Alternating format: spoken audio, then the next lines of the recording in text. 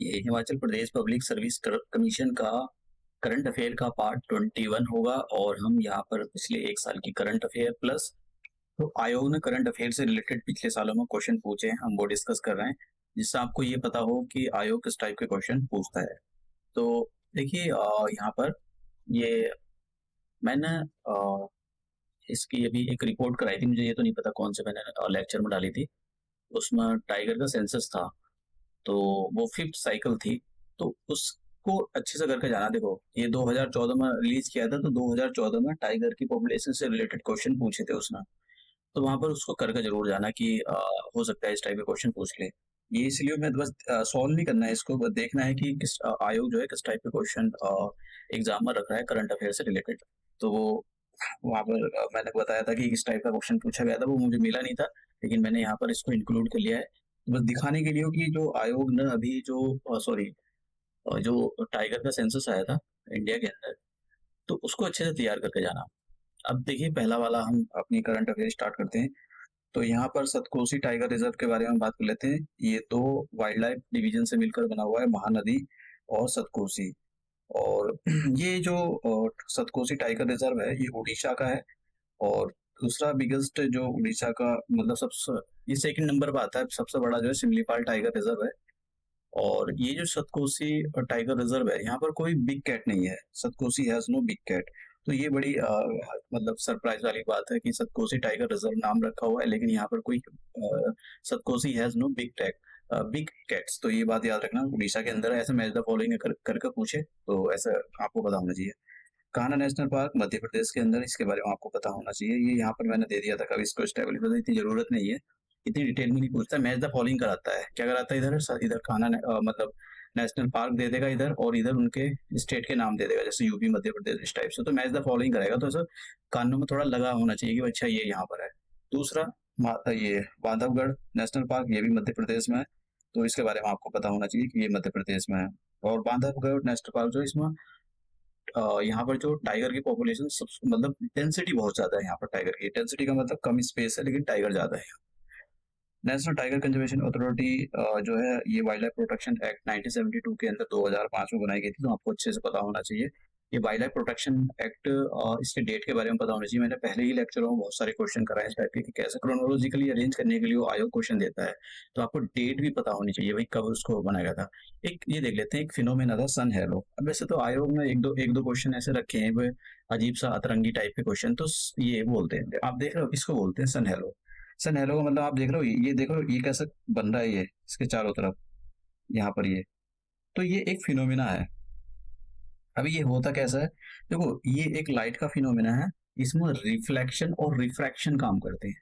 मतलब होता क्या है, देखो ऊपर स्काई में बहुत सारी छोटी छोटी आइस होती हैं, बहुत छोटी छोटी आइस है, तो सन इनके जैसे पीछे होता है, तो इन आइस से लाइट रिफ्लेक्ट होती है, रिफ्लेक्ट का मतलब बैंड हो जाना, और रिफ्लेक्ट हो जाती है इधर उधर चले जाना, तो इस टाइप का फिनोमेना बन जाता है ये। मतलब ये जो है एक फिनोमेना है लाइट का, रिफ्लेक्शन और रिफ्रैक्शन की वजह से इस टाइप का डायग्राम बन जाता है। तो इसी को सन हेलो बोलते हैं। तो एक ही याद रख लेना, ये मतलब ऐसा अगर कहीं हो जाए दे दे वो, वैसे तो कम ही चांस है, लेकिन आयोग ने सर अतरंगी टाइप के क्वेश्चन रखे हुए हैं, एक दो जगह मैंने चेक किया था। One nation one fertiliser scheme क्या है, देखियो इसके अंदर क्या है, जितने भी मैन्युफैक्चर है फर्टिलाइजर को मैन्युफैक्चर करने वाले जितनी भी कंपनियां हैं, उनको एक ही ब्रांड के अंदर अपना जो है फर्टिलाइजर बेचना पड़ेगा, और वो ब्रांड का नाम है भारत। ठीक है, तो भारत ब्रांड के अंदर ये जितने भी जितने भी टाइप के ये मैन्युफैक्चरर हैं अलग अलग टाइप के फर्टिलाइजर बनाते हैं, यहाँ पर नाम भी दे रखे हैं एनपी चाहे ये नाइट्रोजन पोटेशियम, तो इनको भारत ब्रांड के अंदर इसको बेचना पड़ेगा, तो ये बात याद रखना। और एक और पीएम किसान समृद्धि केंद्र, तो ये ऐसे केंद्र है कि यहाँ पर आपको कोई जैसे अभी मैं आपको बताता हूँ कि हम लोग भी किसान हैं, तो जब हम लेने के लिए जाते हैं और सीड वगैरह, तो जानते हो खराब सीड दे देते हैं, इतना पता भी नहीं होता है, भरोसे करके लाते हैं, लेकिन ऐसा कुछ कह भी नहीं सकते कुछ, क्योंकि लाते रहते हैं वहां से। तो अब क्या होगा कि अगर एक ही दुकान पर जैसे कि पीएम किसान समृद्धि केंद्र, इससे लाएंगे तो ये फायदा रहेगा कि आप यहाँ से सारे इनपुट फर्टिलाइजर जो आपको, अगर आपको कोई ट्रैक्टर किराए पर लेना है या सॉइल और या सीड या फर्टिलाइजर कुछ भी टेस्ट कराना है, तो वो आपको इसी दुकान पर मिल जाएगा। अब वहां से जैसे मैं बताता है कि हम लाते हैं, तो वहां पर हो सकता है कि वो केवल फर्टिलाइजर रखता हो, सारी चीजें ना देता हो, तो इस दुकान पर ये जो पीएम किसान समृद्धि केंद्र है इस पर सब कुछ मिल जाएगा। ठीक है, तो काफ़ी फ़ायदा होगा। मान लो आपको कुछ रेंट पे लेना है तो आप ले सकते हो कि भाई ठीक है, हमको अपना गन्ना बोना है या गेहूँ बोने हैं, तो ये। अब ये याद रख लेना, ऐसे मैंने डाल दिया था, ये स्क्रीनशॉट ले लिया था। तो इंडिया का जो ऐसे एक फैक्चुअल चीज़ याद रख लेना, इंडिया का जो असला है वो रशिया से आता है। कम से कम मतलब ज़्यादातर तो रशिया से ही आता है, ऐसा कुछ थोड़ा सा याद रहे तो ठीक है, अदरवाइज़ तो आप स्किप भी कर सकते हो। अब ये याद कि इंडिया के जो 3 पीस कीपर्स थे, उनको यूएन मेडल यूएन का मेडल मिलेगा, सुप्रीम सैक्रिफाइस। तो कौन-कौन, अब देखो कम चांस है इस टाइप के क्वेश्चन पूछे, लेकिन फिर भी हो सकता है, पूछ ले भाई, कुछ कह नहीं। शिशुपाल सिंह जी को मिलेगा, ठीक है, सनवाला राम बिश्नोई को मिलेगा, और ये एक सैवर ताहर अली, इनको 3 को मिलेगा। तो एक बार ऐसे निगाह डाल के चले जाना भाई, दे भी सकता है, कुछ कह नहीं सकते आयोग के बारे में। गोविंद, ये इंपॉर्टेंट है, Govind Swarup life time achievement award. तो ये अवार्ड किस कैटेगरी में दिया जाता है? ये एस्ट्रोनॉमी में दिया जाता है। अगर किसी ने एस्ट्रोनॉमी की कैटेगरी में बहुत अच्छा किया है तो ये अवार्ड, मतलब कुछ यूनिक किया है, तो ये award Govind Swarup life time achievement award उसको दिया जाता है। इस बार का जो अवार्ड है ये जयंत नारे लीकर को दिया जाएगा। इन्होंने एस्ट्रोनॉमी के फील्ड में बहुत अच्छा काम किया है, तो बस नाम याद रख लेना। दूसरा लिथियम। देखो, लिथियम लाइटस मेटल है, व्हाइट कलर का गोल्ड, व्हाइट गोल्ड बोला जाता है इसको, नॉन फेरस मेटल होता है। मैंने ट्राइंगल के बारे में बताया था तुमको कि पूरे वर्ल्ड में एक ट्राइंगल बना हुआ है लिथियम का।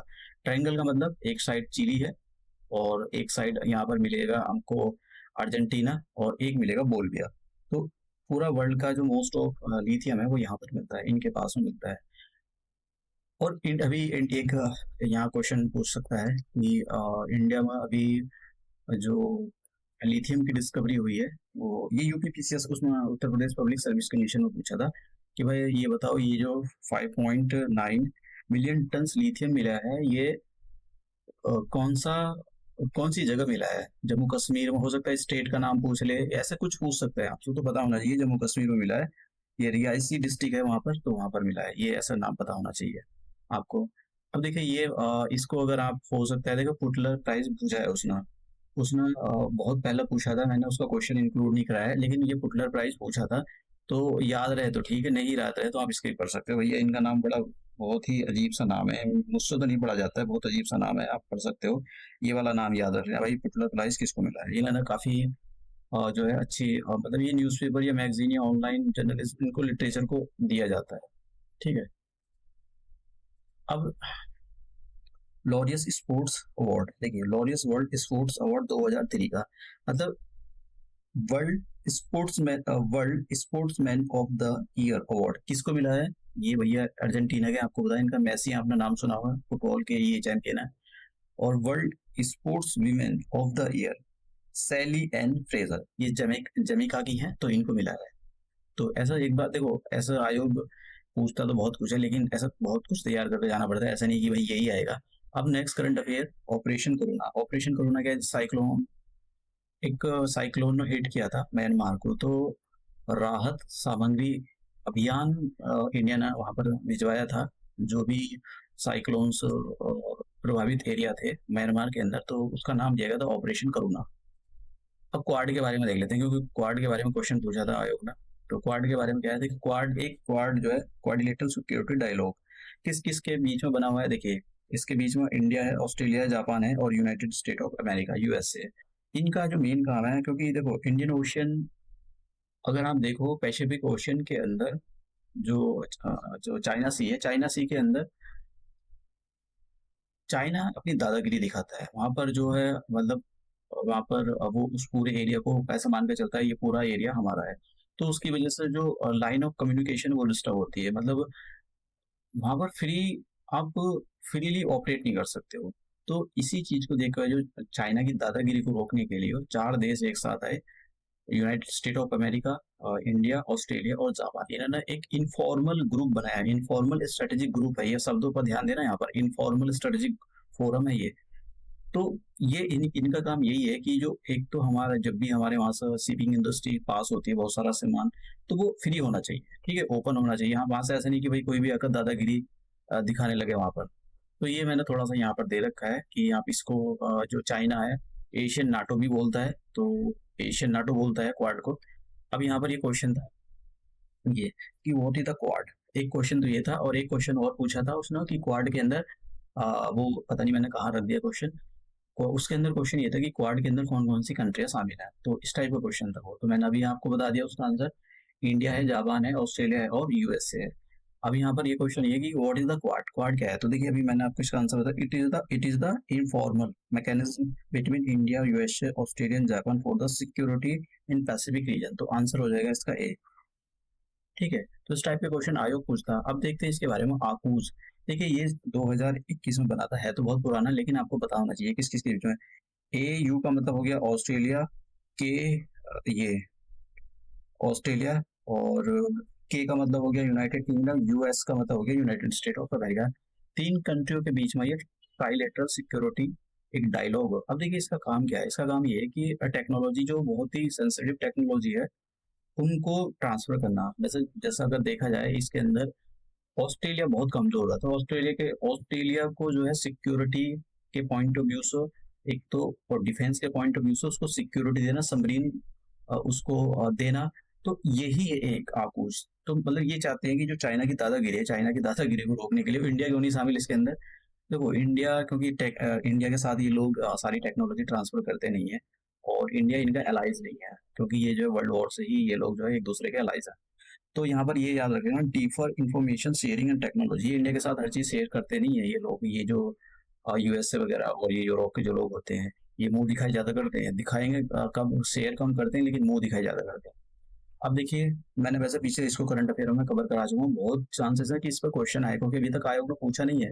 एक तो ये अब्राहम अकॉर्ड पता होना चाहिए, सितंबर 2020 में ये बना था। किस किस के बीच में, देखो एक साइड तो है इसराइल और एक साइड ये गल्फ की कंट्रियां। तो इनके बीच में जो गल्फ की कंट्रियां हैं, जैसे कि बहरीन हो गया, यूएई हो गया, तो नो रिलेशन को नॉर्मलाइज करना।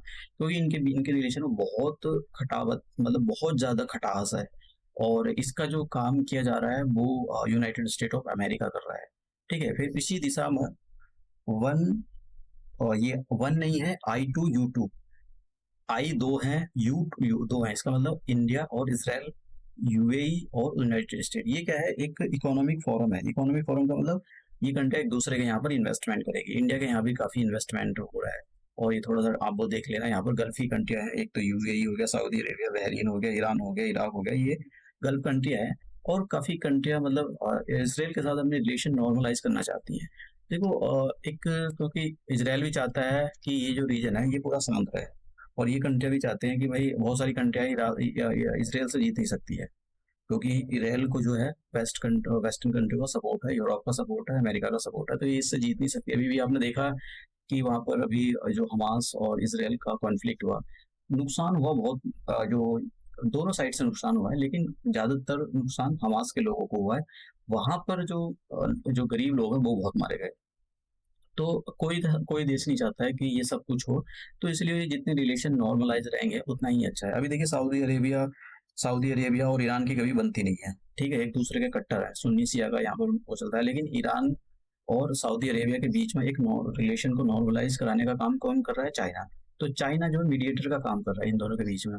तो ऐसे ही इसराइल के बीच में और इनके बीच में, जो गल्फ कंट्रियां के बीच में जो और रिलेशन को नॉर्मलाइज कराने का काम कौन कर रहा है, वो कर रहा है यूएसए। तो इसी दिशा में धीरे धीरे ये अभी अभी हमने देखा होगा इंडिया, मैंने मिडिल ईस्ट के बारे में बताया था, इंडिया मिडिल ईस्ट यूरोप एक इकोनॉमिक कॉरिडोर बन रहा है, वो इंडिया से आता हुआ ऐसा ऐसा आ रहा है वो। ठीक है, इस टाइप से ऐसे पास हो रहा है। तो India middle east Europe economic corridor बन रहा है। तो ये जो कॉरिडोर है, ये इसी दिशा में एक कदम है कि रिलेशन को नॉर्मलाइज किया जाए, प्लस जो चाइना अपनी दादागिरी दिखाता है, चाइना की दादागिरी को कम किया जाए। तो हमने देखा कि आपको किस टाइप से अपनी करंट अफेयर को तैयार करना है चाहिए, और कुछ चीजें ऐसी होती है कि एक बार पढ़ लो, अगर दिमाग में कहीं लगा हुआ होगा तो आपने पढ़ा होगा तो आप क्वेश्चन एलिमिनेशन मेथड से सॉल्व कर पाओगे। तो अब हम अपना लेक्चर यही समाप्त करते और मिलते नए क्वेश्चन में, नए लेक्चर में।